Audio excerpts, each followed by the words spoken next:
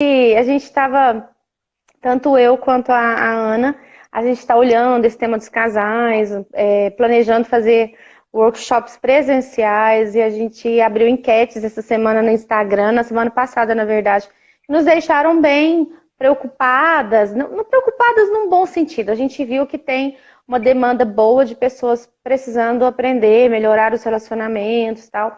E a gente foi conversar, porque a Ana. Oi, Ana Renata, a Ana Renata lá de Beraba. Ela me chama de Ana Renata às vezes. É porque eu amo muito a Ana Renata. Eu tava com a Ana Renata lá em São Gotardo, nesse final de semana, no trabalho da igreja. Eu fico até sem graça, tanto que ela enche a minha bola lá, sabe? Mas a Ana é uma amada. Eu dou muita sorte com as Anas, tá? Ah, que bom. Então, pessoal, e a gente fica. A Ana Rafaela, ela tem um ano só que ela se casou, tá recente. E a gente Tem um ano, conversando. Não tem um ano ainda, não, Ana? não. Dia 3 agora 9 meses. Aham, então não tem nenhum ano. E a gente conversando assim sobre as diferenças, que eu já vou fazer, vai para 21 anos já que eu sou casada.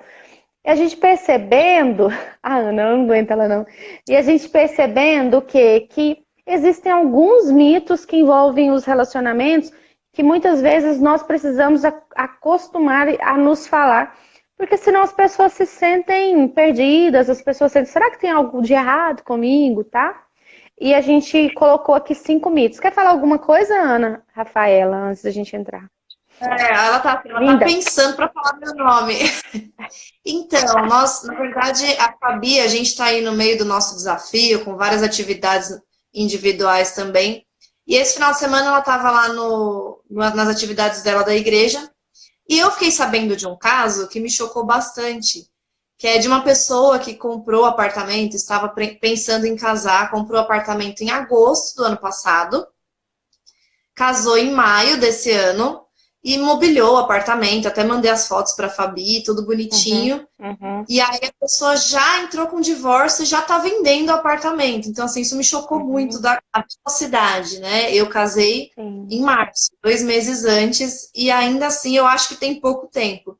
E foi daí que a gente começou a conversar sobre essas questões, né? Sobre Uhum. como acontece bastante. A gente está com um grupo lá no WhatsApp que é das nossas pré-inscrições da segunda turma do desafio. O pessoal traz bastante essa questão de ser recente, de casamento, né, de estar há pouco tempo casado.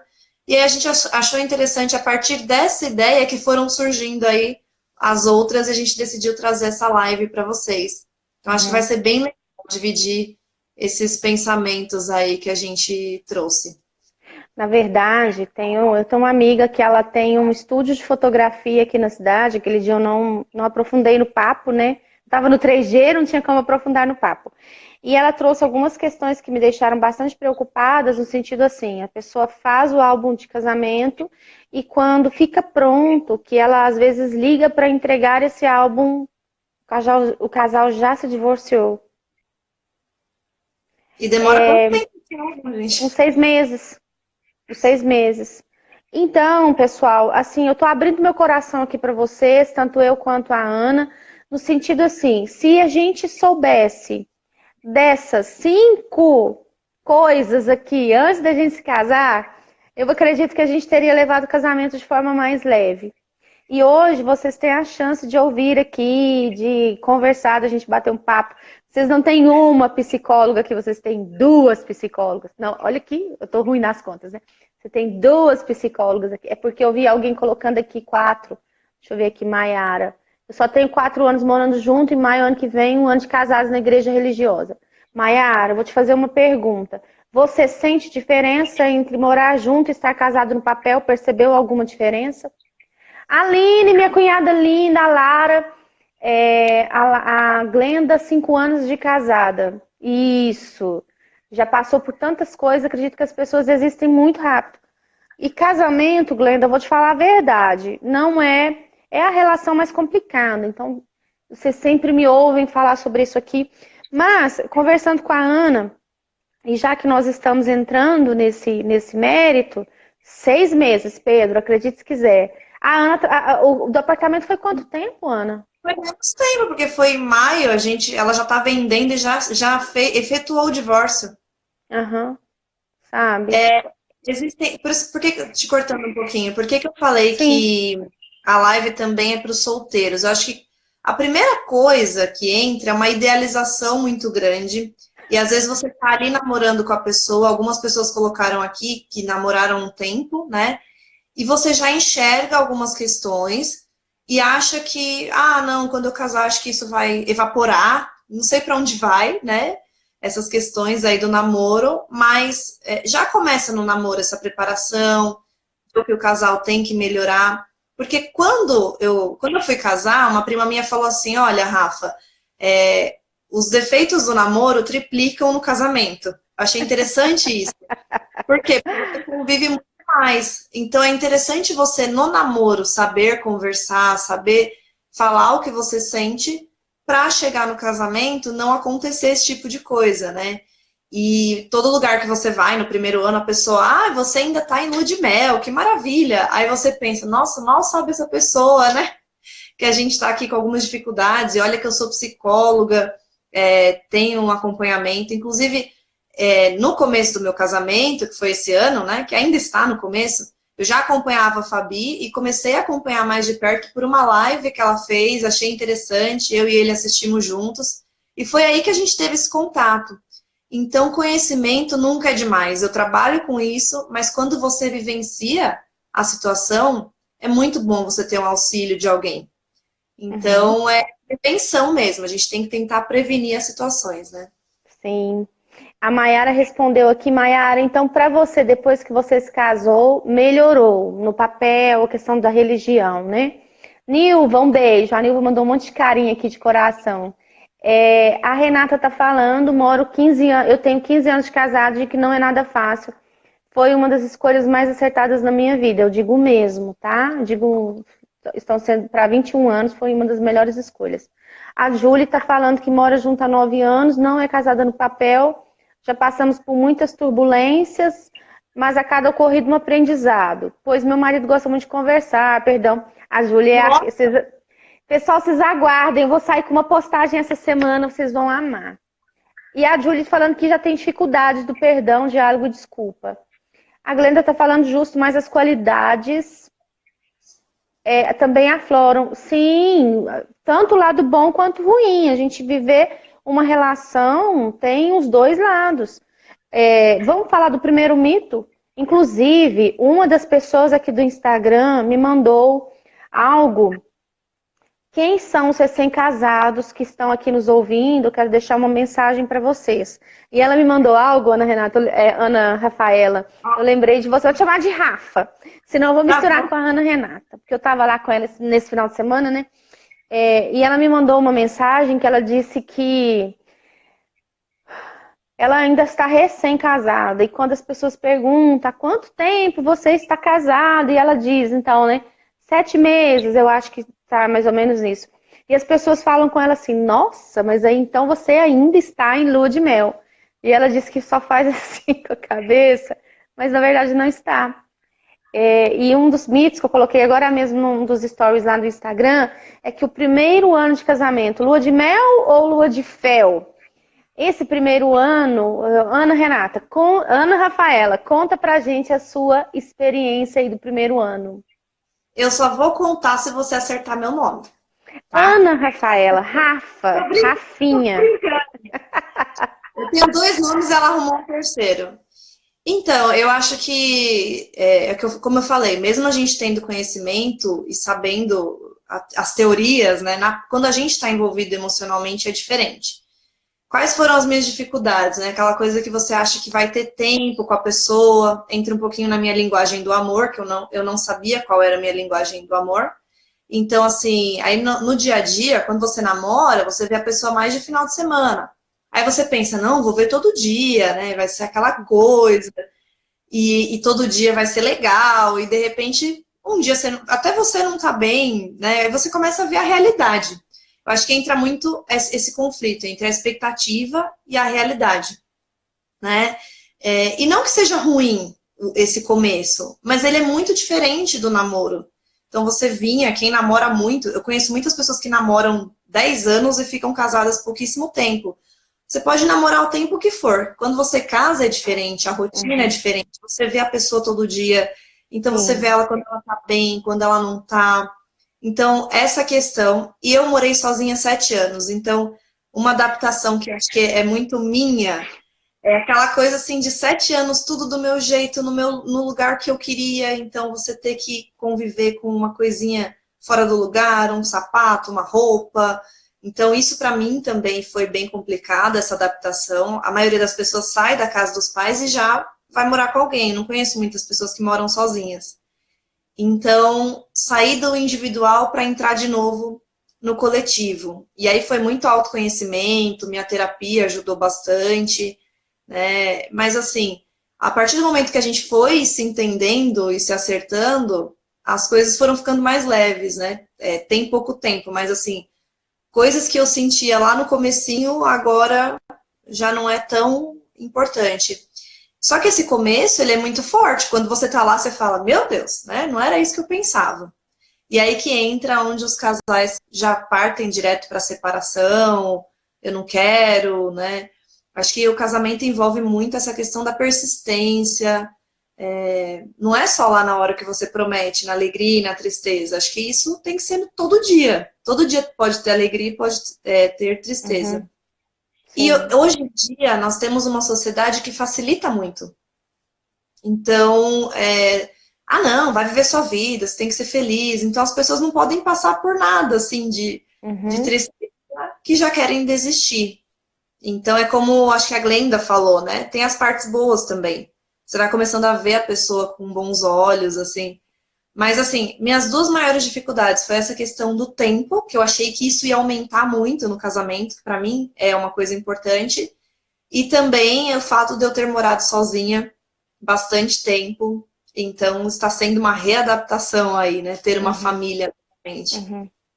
E eu concordo com você no sentido assim, o quanto a sociedade hoje facilitou. As pessoas casam muito com uma noção, casa, se não der certo, separa. Estamos vivendo um tempo de relacionamentos líquidos, literalmente, sabe? A minha experiência foi um pouco diferente. Eu não sei o que eu sinto, o que eu ouço, o que eu vejo, muitos casais reclamando às vezes de interferência. O comentário tá fixado aqui, tá? Isso, a Ana colocou aqui, a outra Ana de Uberaba. Estamos vivendo a era dos descartáveis e as pessoas acham que o casamento também é descartável.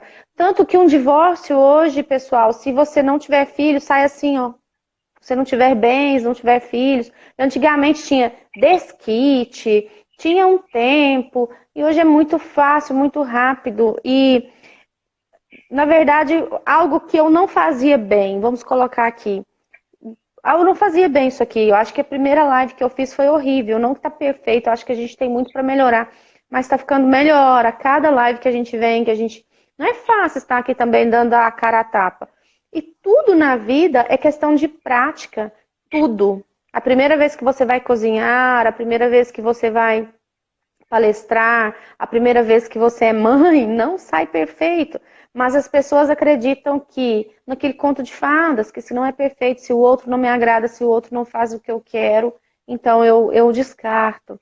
E eu, voltando, eu me perdi aqui. Quando eu me casei, meu marido não é daqui da minha cidade, eu sou de Patrocínio, mas ele é de Belo Horizonte, a gente morou fora.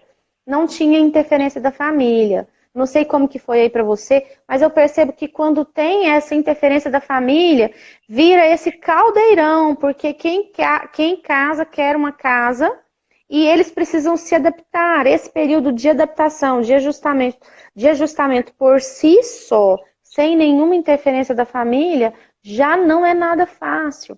Sabe, aí se vem uma pressão interna, se vem uma pressão, como a Ana disse, o autoconhecimento foi muito importante para ela, sabe?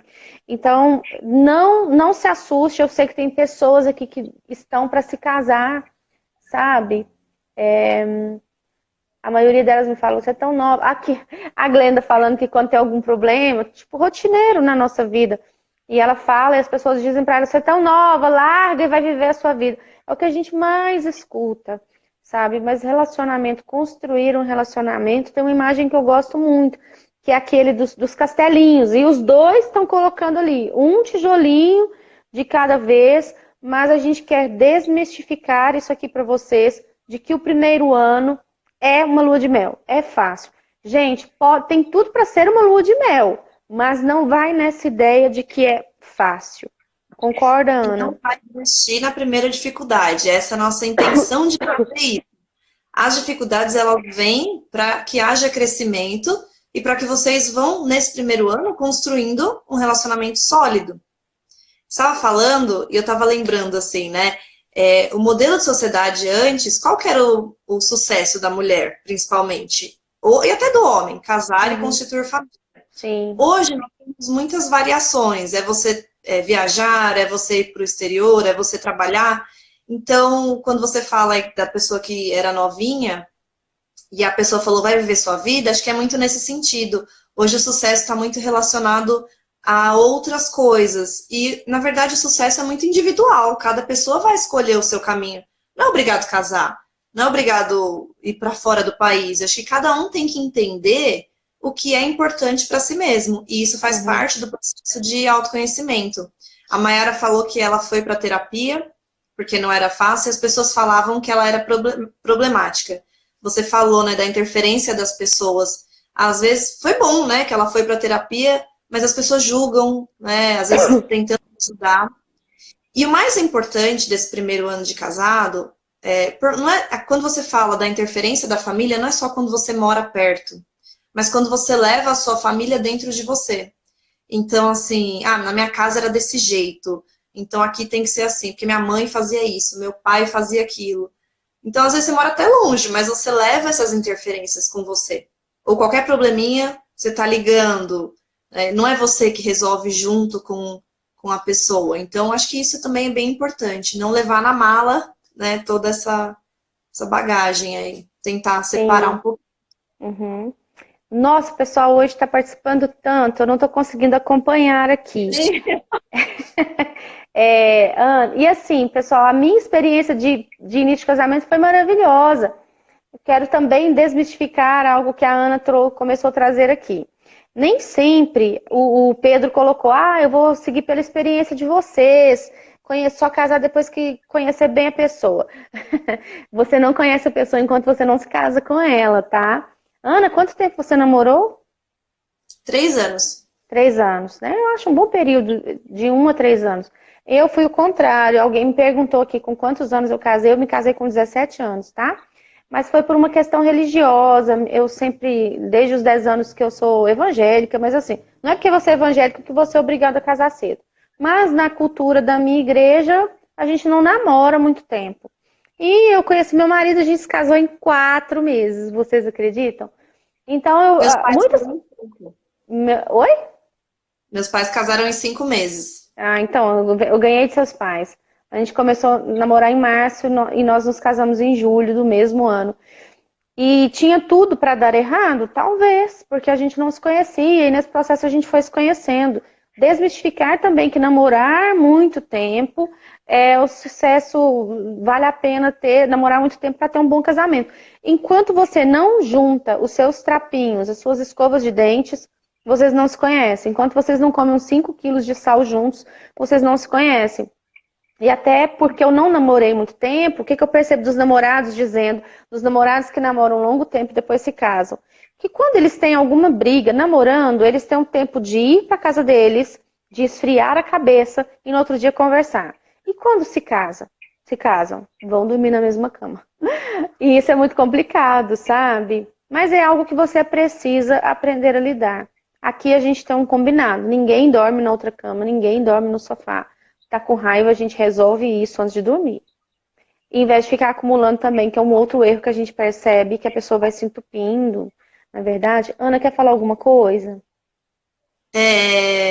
Eu falar do apartamento, que foi o que eu comecei falando, que você estava falando aí de juntar os trapinhos aí com 17 anos. Hoje as pessoas, não sei se vocês concordam comigo, é importante a gente ter onde morar, a gente pensar na estrutura, mas hoje as pessoas acho que estão focando muito mais na estrutura física e financeira do que na emocional. Às vezes buscar uma terapia de casal, buscar um auxílio individual também.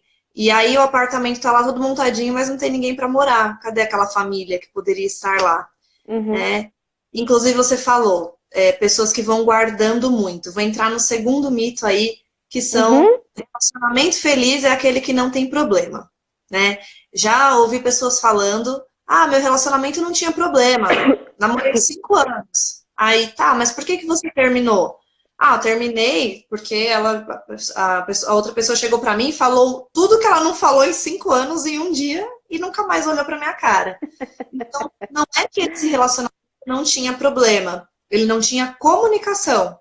E muitas vezes a gente tem essa fantasia, aquele casal se dá tão bem, né? Aquele casal... Claro, a gente tem que tentar resolver nossos problemas com a pessoa, sentar, conversar, e não na frente de todo mundo, realmente. Mas sempre tem aqueles casais que passam essa impressão que não tem problema. E aí acho que isso é um mito muito grande. Você entrou no relacionamento, teve a primeira discussão, né? Não estou dizendo briga, acho que briga, né, não é saudável. Mas uma discussão, uma conversa, é natural, ninguém concorda o tempo inteiro. Então acho que é um pouquinho nisso que você falou, a pessoa vai segurando para falar, não, a gente é um casal feliz, né? E por dentro a pessoa não tá nada feliz. Sim. Na verdade, eu aprendi algo, uma das matérias que a gente tem na faculdade é sobre empresas, psicologia organizacional. Eu não gostava dessa matéria, não. Mas teve uma das aulas que falava sobre conflito. E às vezes a gente acha que o conflito é ruim. Deixa eu te perguntar algo aqui, meninas, meninos que estão nos acompanhando. A febre é boa ou é ruim? E muitas vezes a gente vê a febre como algo ruim. Nossa, eu não gosto de ter febre, mas a febre ela sinaliza que tem algo ali que não tá legal. E se você não dá febre, para sinalizar que seu corpo tem alguma coisa inflamada ali, infeccionado, você vai morrer. O conflito também, dentro de um relacionamento, ele sinaliza que tem algo que precisa melhorar.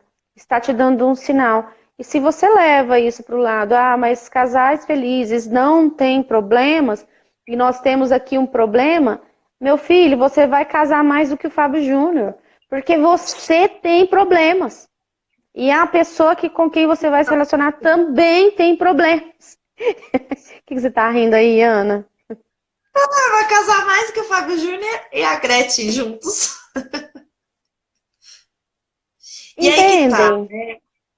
Eu acho que eu tava lendo, não lembro qual autor que fala a diferença entre o conflito e a resolução. Tem pessoas que só criam conflito, né? Chega, fala um monte de coisa e não resolve nada. E você criar um conflito para resolver, um conflito num bom sentido, olha, eu não acho que é assim. Mas eu acho que é assado. E aí é um conflito legal. Então, um casal feliz, um relacionamento feliz é aquele que consegue resolver de uma maneira diferente, de uma maneira pacífica e todos colocando ali sua opinião. E é muito importante saber como colocar essa opinião. Muitas vezes a gente não sabe muito bem como fazer isso. Verdade. Então, e também eu estou montando um curso aqui, porque eu vou dar para psicólogos nesse final de semana, profissionais da saúde, sobre constelação familiar. E lá está falando assim que, na verdade, a discussão serve para eu fazer o outro entender algo que é a minha opinião. Então, a gente vai para o casamento, ou eu estou certo e você está errado. Na verdade, são opiniões diferentes.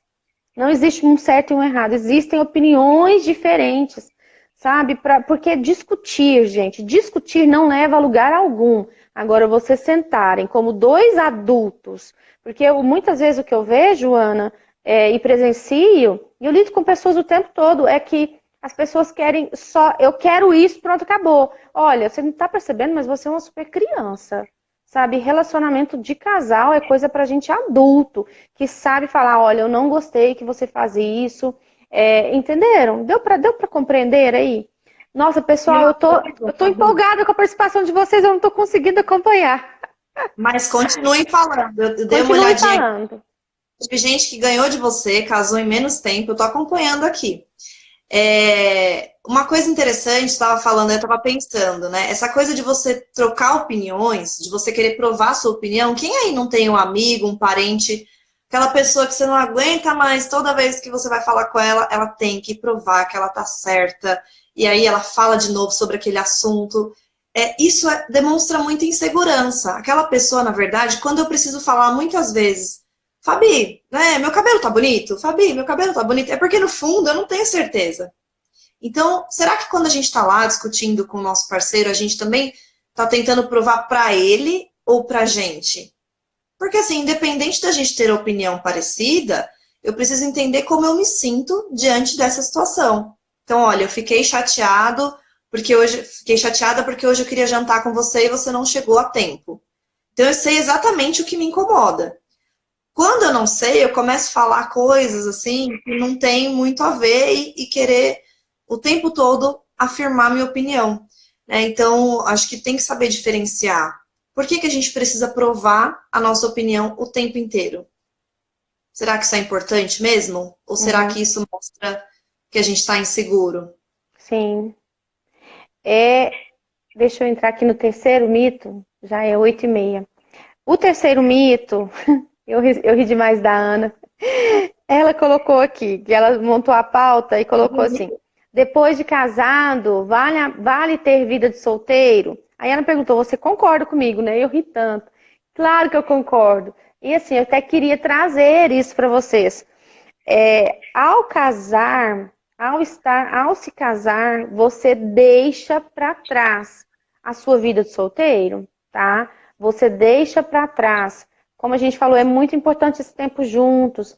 Eu gosto muito de ficar sozinha e eu quase não tenho essa oportunidade, sabe? E de vez em quando, quando eu tô na TPM, assim, meu marido percebe, ele leva os meninos para dar uma volta de umas 2 horas, eu fico ali tranquilo, sozinha, assim, respirando. Gente, é tão gostoso, mas não é sempre que dá para fazer isso. Mas ter uma vida de solteiro e continuar saindo com os amigos, sabe? Você precisa fazer uma escolha. E eu percebo isso, essa reclamação, muito nas mulheres. Não que os homens não reclamem porque tem aparecido.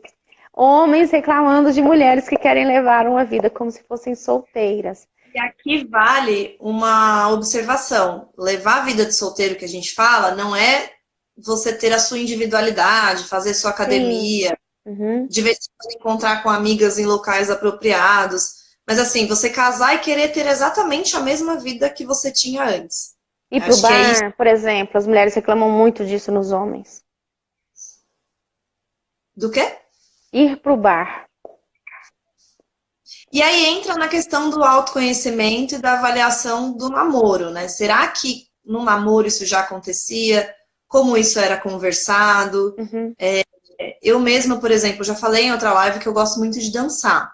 Eu faço aula de dança, continuo fazendo, mas eu evito sair para lugares, mesmo namorando, de dança, porque eu sei que, como ele não dança, é uma coisa, né, diferente, meio desagradável. Eu acho que não é legal para o nosso relacionamento. Eu considero isso. Pode ser que eu esteja errada, né? Mas, assim, meu pai fala uma coisa, ele sempre falou, casou tem que ter vida de casado.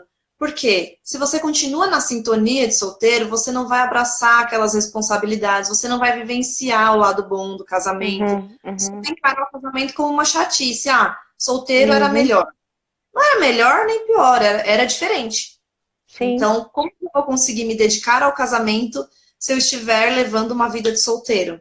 Não sei vocês aí, como vocês enxergam isso. Vocês continuam tendo as atividades de vocês individuais ou tem essa reclamação também do parceiro ter querer continuar, né, como solteiro? Eu acredito, por exemplo, eu já percebi que os homens, eu tenho um aqui em casa, né, uma espécie, eles não se abrem muito com as mulheres, eles não têm, porque mulher, eu já falei isso aqui nas lives anteriores, daquela do Papo Reto, a gente vai na manicure, a gente conversa, a gente vai cortar o cabelo, a gente conversa, a gente vai ali na padaria, a gente conversa, a gente tem uma facilidade maior em se abrir. E o homem, ele tem, segundo Cláudio Duarte, a caixinha do nada. E eu percebo que, às vezes, um dos meus pacientes, dos casais que eu atendi, uma das discussões deles era essa. Ele gostaria de ir no bar e a ideia, por exemplo, que eu tinha de bar, que eu não sei se as mulheres aqui têm, é que o bar é um lugar que tem aquelas mulheres com short curto e que os homens vão sentar ali, elas vão ficar se insinuando. Essa era a ideia que eu tinha de bar. E ele disse que não, que o bar bom, palavras dele, é aquele bar que o copo, até o copo é sujo, é aquela coisa que é só homem ali, e que aquilo ali aliviava o estresse dele e tal. E o que eu conversei com a esposa dele na época, e que ela não concordou de jeito nenhum, é que ele teria, assim, se eles percebessem que isso faria bem para o casamento, e ele tivesse esse momento sozinho dele, se isso fosse bom, claro, com todo o respeito, tá? Que se isso fosse bom para eles, né? Aqui em casa eu percebo que o meu marido, ele tem umas pessoas assim com quem eles interagem mais, às vezes eles sentam e conversam, tem um momento deles. Assim como eu, gente, não passa de uma vez no mês, eu preciso sair com as minhas amigas. Mas, até outro dia, atendendo um outro casal, chegou com uma demanda assim, ela gosta de ir no bar e ele não se sente à vontade. Gente, eu não tiro a razão dele em momento nenhum. E eu propus para ela, por que você não vai em um outro lugar com seus amigos?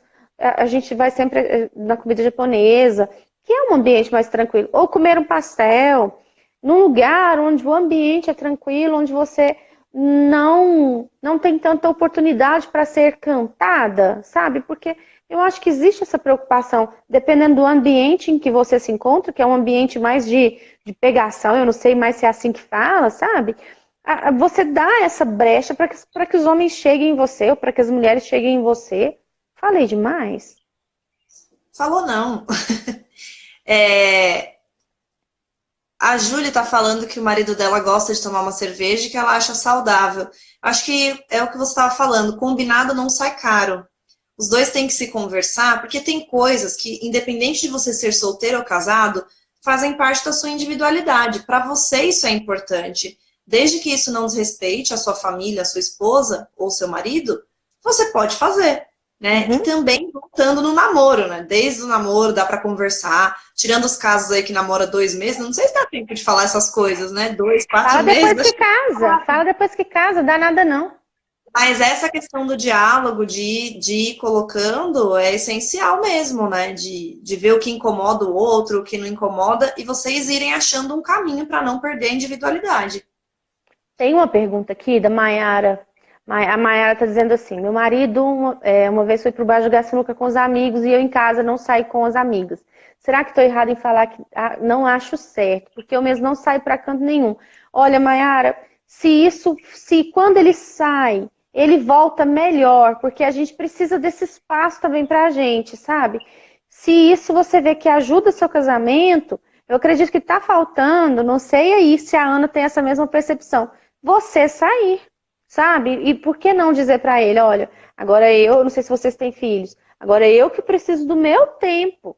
Menina, gente, quando eu tô assim muito estressada, vou tomar um café com as minhas amigas, um café que seja, nossa, eu volto plena, sabe? A minha pergunta para você, Mayara, seria, por que você não sai com as suas amigas? Sabe? Porque muitas vezes eu já vi outras pessoas dizer assim, mas eu quero sair, mas eu não saio, porque aí também eu não dou direito para ele sair.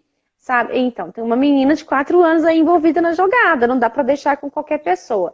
Mas saia, sabe? Então, assim, não tem alguém para ficar com ela, para você ter umas 2 horas com uma amiga tomando um café, deixa com o pai, reveza, sabe? Mas assim, eu acho importante nessa questão da Maiara, eu concordo com você, e por isso que a não gente consigo largar ela, a palavra dela, não consigo largar ela. A gente sempre fala do autoconhecimento, Maiara. É importante que você reflita e veja por que você não consegue. Não consegue. Sempre, mesmo antes de ter filho, sempre teve isso em outros relacionamentos, porque tem pessoas que não conseguem. Tem pessoas que estão no relacionamento, elas passam a viver a vida daquela pessoa e esquecem da vida delas. Também acontece isso.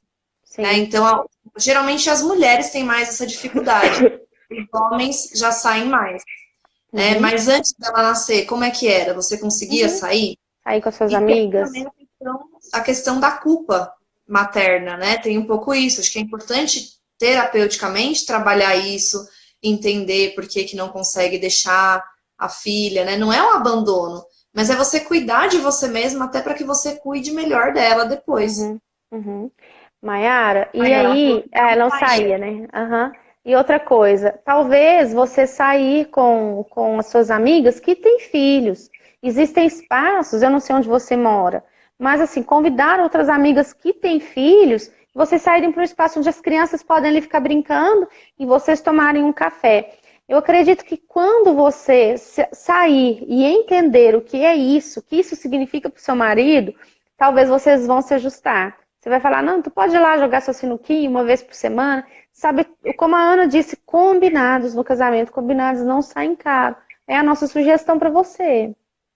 E a Rose aqui já é o contrário, ela chama o marido, se ele não quer, ela fala, eu vou. Já é diferente. É, Para a Mayara, a Fabi deu essa sugestão, mas é o que eu insisto, assim, na questão do refletir, porque, assim, eu acho que é importante um momento só para você. Alguns momentos você leva ela, mas por que você não consegue ter esse momento com você, mesmo antes de ter a filha? Acho que isso é muito importante de pensar. aham. Agora a Gi colocou aqui, gente, vocês me matam de rir. Gosto de correr. Meu marido diz que é lugar para paquerar, com short de academia, diz que é roupa de pegação. Aí ele é ciumento, parece que ele é meio ciumento. Gente, onde que a gente vai pra academia? A gente, que trem tudo descabelado, suado, meu Deus. A não ser que o conceito de paquera mudou muito nesse tempo que eu tô fora do mercado, né? Tem que tomar cuidado com a posse também, né, Fabi? Às vezes a gente tem mania de querer ser dono do outro Sim, e, sim. e a gente tem que respeitar também. Se a pessoa gosta de fazer aquilo, independente da roupa, enfim, né, ela vai fazer. Se ela quiser fazer alguma coisa, ela vai fazer. Sim, Então, sim. tem que observar E, isso. e é interessante, né? Nas outras lives, mas talvez você está ouvindo aqui pela primeira vez, existe uma postura interna que faz toda a diferença diante de um relacionamento, que é a segurança. Quando a gente conhece alguém que é seguro do que ele é, de quem ela é, como ela fala, sabe? Que ela se garante no taco dela, sabe? A gente se sente atraído por aquela pessoa porque segurança é tudo. E insegurança detona um relacionamento. Acaba com um relacionamento, porque é chato, não é verdade? É muito chato, né? Ana, vamos passar para o quarto e o quinto mito aqui, para a gente tentar responder algumas questões. Tem algumas muito interessantes. Podemos Vamos. passar? Ok, o quarto mito é: primeiro filho, que sonho, que maravilha. Tá, então vamos lá desmistificar essa questão também. A gente idealiza muito a maternidade, sabe? Não que não seja maravilhosa. De fato, eu já falei aqui em outras lives que a gente ser mãe para mim modificou a minha vida. Eu sou uma antes e uma depois, mas começa na gravidez, Ana. Eu estava pensando em você falando, fala lá um pouquinho sobre a sua experiência. E quando eu me vi grávida, eu odeio injeção. Então você tem que começar a tomar aquele monte de injeção. E eu pensando, gente, ninguém me contou isso, sabe? Depois toda a questão do pré-natal, que é desconfortável, quer ficar grávida, 9 meses, o meu nasceu de 8 meses, e um calorão. Eu falo que se eu fosse para ter um outro filho, eu planejaria para essa criança nascer em maio para junho, no frio, porque ficar grávida com aquele barrigão. Então, todas essas questões, depois essa criança nasce, te consome, sabe? Porque quando um casal eles estão juntos, o amor de um, a atenção de um é totalmente para o outro, sabe? E essa intimidade, quando gera um filho, o casal perde sim em intimidade, tá? Tem que tomar um cuidado muito grande, principalmente porque um bebê, ele suga a mãe. Gente, só quem é mãe, e as mães aqui, deem os corações aí, coloque o joinha se vocês concordam comigo. Um bebê, ele suga as nossas energias, assim, demais da conta. Mas eu senti, e assim, existem nas teorias psicológicas também, que quando um bebê nasce, o casal perde em intimidade e ganha em amplitude. A gente se torna muito mais unido. Mas achar, idealizar que um bebê é fácil, que não vai acordar de noite, que ele vai mamar somente nas horas certinhas, nossa, eu sofri um bocado com isso, sabe? Até porque eu morava longe da minha família, eu não tinha quem me ajudasse, sobrava muito para mim, acaba sim sobrando mais para a mulher do que para o homem, mas e às vezes eu atendo mulheres que se sentem culpadas. Nossa, mas todo mundo falava que a maternidade era tão maravilhosa. É, mas entre mamadas e fraldas sujas, cabelo sem lavar, sabe, banho sem tomar direito, sem comer direito. Essa é a maternidade real, Não quero assustar quem não tem filho ainda não, de jeito nenhum. Eu tenho 5 sobrinhos e eu vivenciei muito isso, assim. Então, nasceram 3 dentro de 3 meses.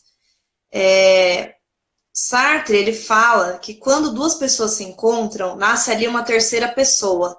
Então, eu com a Fabi, a gente tem uma sintonia que é só nossa. De repente, ela com a outra Ana, com a Ana Renata, ela vai ter outra sintonia. Assim é o casal. E quando entra a criança, que é uma terceira pessoa, não tem como ser aquela pessoa que era antes, né? Claro que tem, se você conseguir ter a sua vida de casal, mas em geral a estrutura muda, é uma terceira pessoa entrando que vai formar uma quarta pessoa ali, uma relação de vocês, né? E é muito importante nesse momento a introdução do pai. O pai, ele é o maior responsável por mostrar para a mãe e para o filho, ó, não é só vocês dois aí no mundo não, gente. Né? Eu tô aqui, tem mais gente no mundo. Porque a mãe, ela vai com essa questão de proteção e de fazer a ponte e tal. A Mayara estava falando muito isso. Enquanto estava falando, a gente estava ainda, ela falando da outra questão, que ela foi cuidando da filha e que ela foi fazendo. Às vezes é isso. Né? Ele não quis fazer a parte dele, ou não percebeu qual era a parte dele, e ela foi abraçando. Então, é preciso também, nesse primeiro filho, ou no segundo, no terceiro, dar espaço para o pai e o casal conversar sobre o que mudou, como fazer a partir de agora, quem vai trocar a fralda, que horas, quem vai fazer o quê, né? Porque aí a mãe fica totalmente sobrecarregada e a gente volta na questão do relacionamento, como fica esse relacionamento. Uhum. Essa semana eu fiz uma postagem sobre isso, né? O pai, a mãe lá em cima do carrinho e o pai querendo as coisas, sexo. Né? Então, assim, eu acho que a mulher não pode perder mesmo essa parte, que é super importante, nem o homem, nem o casal. Mas, assim, chegar só nessa hora, né? A mulher passou o dia inteiro ali, morrendo, toda descabelada. Que clima que ela vai querer isso? Então, os pais, os homens que estão aí vendo a gente, e as mulheres também, deem espaço para esses homens entrarem e cobrem isso, porque eu acho que é importante, né? Cobrar de uma maneira leve, claro, mas mostrar o quanto vai ser bom para o relacionamento de vocês ter eles ali na rotina. Alguém comentou aqui, acho que é a Mayara. Acho que essa live está sendo para você, né, Mayara? Ela colocou que ele ajudava, tal, só que a mãe dele achava errado ele ajudar porque ele trabalhava fora e eu não. Menina, 1000 vezes trabalhar fora do que ficar em casa, cuidando de casa, porque assim, o trabalho de casa, sabe? A gente vai salvar essa live, viu, Mayara? Depois, se qualquer coisa, você pede o link pra gente, que aí você deixa ele assistir. O trabalho de casa, não trabalhar, ficar em casa não é trabalhar? Que mundo é esse? Ficar em casa é trabalhar 24 horas por dia, é um serviço que não acaba, sabe? É um serviço ingrato. Você dá faxina na sua casa hoje, amanhã você tem que dar de novo. Você tem que pelo menos ajeitar as coisas de novo. Não ganha nada por isso. Sim, sabe? Às vezes não ganha nem o reconhecimento. Eu admiro, tanto que quando eu fui estudar, pessoal, eu fui estudar, meu filho mais velho já tinha 9 anos e foi por uma escolha minha, tá? Eu não queria deixar ele... aí eu acredito que tem mulheres que precisam deixar essas crianças porque elas trabalham e tudo, mas eu não precisava. Então eu fiquei em casa com ele e eu falo assim, gente, que alívio foi quando agora eu posso trabalhar. Sabe? Porque não tem fim. Você vai ficando em casa e não tem fim. Agora, eu te pergunto uma coisa. A sua sogra não tem que entrar no relacionamento de vocês. Viu? Não tem nada disso. Você vai dormir que hora com o menino pequeno, menina? Menino, quando, né? Eu gosto muito de dormir. Eu já falei aqui isso em outra live. Gente, eu amo dormir. Dormir é de Deus. E o Mateuzinho ia dormir. Sabe o que eu ia fazer? Lavar fralda. Falava assim, gente, que vida é essa? Tanto que eu disse pra vocês um dia que vocês riram, que eu liguei pra minha mãe e falei, mãe, eu já te amava, mas eu te amo muito mais. Como que a senhora teve coragem de arrumar mais 2 filhos depois que a senhora arrumou eu, que eu sou a mais velha, né? Sabe? Então, assim, e ele não tem que contar, viu? Ele não tem que contar. Relacionamento de casal, vocês dois se resolvem ali. Se entrar interferência da família, minha filha, sabe? É vocês dois que são casados. Olha a diferença, Fabi, a Maria Clara falando que o marido dela ajuda muito nas piores horas, quando o leite seca. Então, a gente vê diferenças entre os casais, entre os homens. E uma coisa que eu percebi da fala da Mayara, muitas vezes é muito difícil para a mulher, pelo que eu percebo até no consultório, e na minha rotina mesmo, né? Valorizar o que faz. Então, assim, eu trabalho fora, ou eu trabalho mais, ou eu não sei o quê. Mas, assim, você precisa valorizar aquilo que você faz. Eu tenho uma amiga, que ela é psicóloga, inclusive, e ela teve filho, ela optou por parar de trabalhar, né, por um tempo, e o marido dela continua trabalhando fora e ela trabalhando em casa. E ele chega, ele ajuda nas tarefas, né, normalmente, não é porque ele trabalhou fora, e ele fica lá com a filha dela, agora eles estão com 2. De noite, desde o começo, ela acordava ele, porque tinha uma hora que ela falava, não tô aguentando, amanhã eu vou ficar o dia inteiro sozinha com ela, você precisa também me ajudar. Qual a maior responsabilidade? Nossa filha ou trabalho, né? Os dois. Então, eles revezavam ali. É um casal bem interessante. Então, a gente vê possibilidades, né? E quanto antes você faz isso, melhor.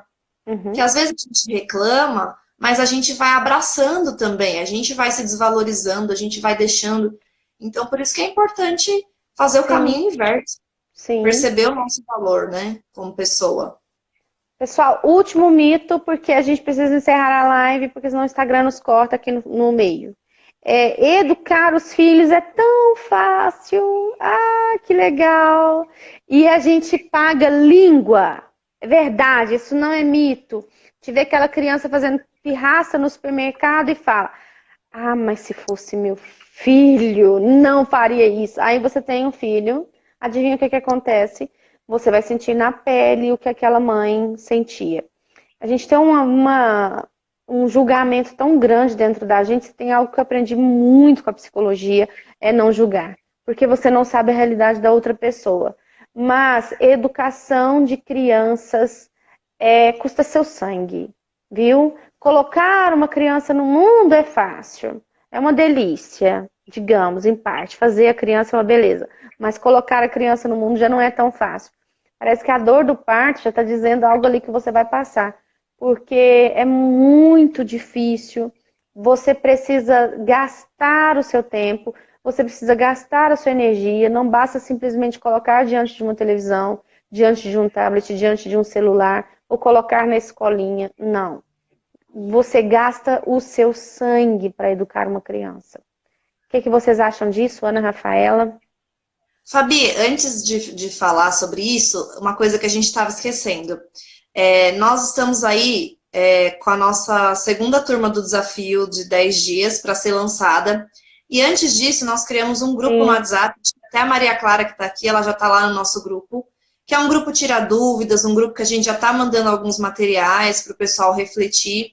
Então, a gente vai deixar o convite aqui também para vocês entrarem nesse grupo. Vou até deixar o link. Tem lá no meu WhatsApp, tá? Na bio no meu Instagram. Isso. Esse link também, lá quando você entra na minha biografia do meu Instagram, eu coloquei lá embaixo, assim. Esse tá tão legal, gente. Tá tão legal o nosso grupo. E aí a gente fala mais um pouquinho do grupo daqui a pouco. Voltando na questão da educação, uma coisa que eu falo muito para os pais, assim, no consultório, que eu vejo que é muito difícil colocar limites quando você está longe, quando você trabalhou o dia inteiro, você está cansada, a configuração das famílias mudou muito. Por mais que você fique em casa, mas assim, a rotina parece que o tempo não dá, você não dá conta do tempo, né? E criança despende essa energia que a Fabi falou. Mas é uma coisa que o Cortella fala e é verdade, assim, se você não tiver trabalho agora, se você não tiver esse trabalho, essa energia agora, lá na frente você vai ter que ter triplicado, porque as consequências de não conseguir essa educação, então às vezes a gente pensa que é simples, mas não é. Né? Chega uma hora que a pessoa fala, tá bom, tá, deixa, não vou nem falar mais nada, porque eu não tô conseguindo. Então assim, se respeitar também, nem todo momento você vai estar a fim de ficar cobrando, falando alguma coisa, mas assim, em geral, né, 90% do tempo, dá trabalho educar, não é fácil. Né? Então, vai ter que repetir, falar de novo, vai ter que olhar se a criança fez, se não fez. É difícil, mas é algo que vale muito a pena lá na frente. Até o Pedro falou aqui, agradeço muito por ter sido bem educado. E uma coisa que eu sempre falo, a gente só educa quando a gente ama mesmo. Porque quando a gente não liga, tá bom, deixa a pessoa fazer o que ela quiser, né? Quando a gente não tem aquele vínculo Quando a gente se preocupa com a pessoa, a gente quer o melhor, então a gente ensina, a gente fala o que é melhor. Então, dá trabalho, mas vale muito a pena, né, gente? Vale a pena. Agora, a constância, né? Aquilo que a gente estava falando aqui, tanto vale no início do seu relacionamento, quanto vale para a criação de um filho. Nasce uma mãe, nasce uma culpa. O que que eu fiz de errado e tal, mas na verdade o que a gente. Nasce uma mãe, nasce uma culpa. Mas na verdade também em relação à educação dos filhos, você ouve muitas pessoas dizendo, e quando você vai para a prática, você tem a sua experiência. Você tem a sua vida ali, a sua rotina, o que é muito importante, que eu percebo que é muito importante. Criança precisa de rotina, tá? Então tem a rotina para tomar o banho, a rotina mesmo, bem certinho. Quanto menor a criança, mais pormenorizada vai ter que ser essa rotina. A hora de escovar os dentinhos, a hora de dormir, todo o ritual ali para ir apagando as luzes. E depois, quando for crescendo, a hora de fazer o dever. Rotina é muito importante para a vida das crianças. Então, e isso não é fácil, porque, como eu disse, quando nasce um filho, a relação do casal perde intimidade e ganha em amplitude, e os dois precisam estar juntos e conectados nisso. Colocar a criança para dormir mais cedo no quarto dele, tá? Pessoal, nossa, quando eu ouço, claro, existem casos e casos, mas de crianças que ainda dormem nos quartos dos pais, tipo crianças de 10 anos dormindo no quarto dos pais, isso detona o seu casamento, sabe? Quanto antes a criança dormir no quarto dele, melhor, ele ganha autonomia, gente, dormir no próprio quarto é autonomia, tanto autonomia para a criança quanto autonomia para o casal, sabe? Então, todos esses detalhes, agora, colocar uma criança para dormir no quarto é fácil. Não, dar uma boa alimentação para uma criança é fácil, pessoal. Não, não é fácil. Oi? Nem pra gente a gente consegue, às vezes. Nem pra gente. Eu vou te cortar, que eu quero falar uma coisa que eu acho que é muito importante, que a Maria Clara comentou, que ela e o marido dela são bem rígidos, que eles dão a educação, mas quando vai pra avó, aí a filha já faz o que quer. E eu acho muito legal ela ter colocado esse comentário, porque assim, essa é a ideia, né? Quem tem que educar são os pais. A avó e o vô, eles têm um papel muito afetivo, vai muito além de colocar as regras. Quem aí não tem uma lembrança com a avó e com o vô, uma coisa gostosa? Uhum. Então, claro que na casa da avó também vai ter as regras dela. A avó não vai deixar a criança derrubar a casa, né? Então, é muito importante ter os dois lados, ter as regras dos pais, mas ter também o afeto, o carinho, essa convivência com os avós é muito saudável. Agora, o que eu vejo muito são avós que estão 100% responsáveis pelo cuidado dos netos. Aí que é diferente, aí entra um conflito, por quê? Porque aquela criança está entendendo que aquela educação pode ser o tempo todo daquele jeito. Então, isso aí tem que ser melhor conversado, porque também aquela avó perde o direito de ser avó, de estragar, né? Então, acho que é muito importante esse comentário dela, adorei. Sim, um dia desses eu postei uma frase mais ou menos assim: crie seus filhos e assim você vai mimar os seus netos. Agora, se você mimar os seus filhos, você vai criar os seus netos. Então, na hora de ser pai, eu não acho essa frase assim, mexeu muito comigo, sabe? Porque como você disse, ser vó, ser avó, ser avô, melhor, dizem que é melhor do que ter um filho, gente. Sabe? Então, mas tem a hora certa de você ser pai, tem a hora certa de você ser avô.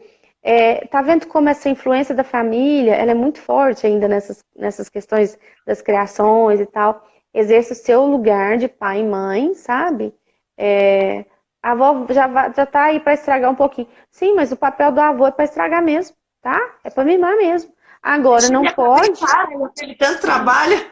Sim, gente, eu lembro da minha mãe, às vezes, quando... minha mãe é muito carinhosa, né? Ela só tem 2 netos, que é um meu, agora tem 3 meus aqui, mas quando o Mateuzinho era pequeno, né, que só tinha ele, eu lembro, gente, eu falava assim: mãe, eu tô com fome. Minha mãe, vai lá buscar um pão, que não sei o que, vai no supermercado. Eu odiava ter que sair. Aí o Mateuzinho chegava lá: vó, tô com fome. Você quer que eu faça um bolinho de cenoura com caldo de chocolate pra você? Que não sei o que, que não sei o que. Eu falava: caraca, que é isso? Quando a minha época não era assim, não. Mas ela tá Opa, certíssima. a minha mãe, ela inventou H2O, né? Porque Hum. quando a gente era pequena, a gente ia jantar. Mãe, tem suco? Tem H2O. Porque não existia H2O. Aí, H2O é água. O suco é H2O. Você engasgou. Ai, meu Aí Deus. criaram o H2O, que eu acho que ela devia patentear. E aí, agora vem os netos, ela compra aqueles refrigerantes, ela compra todinha, ela compra não sei o quê. Mas tem umas 10 opções, ela compra suquinho, né? Então, mas assim, a parte dela com a gente era de educar, não dava para ela dar Uhum, refrigerante uhum. todo dia. Assim como Sim, os pais, né, também não vão dar, senão vai uhum. virar uma bagunça, né? Sim, sim. Eu acho que ela que inventou o H2O. Sim, capaz. Eu ri demais aqui pensando. Tem H2, isso é bem típico de pai e mãe, né?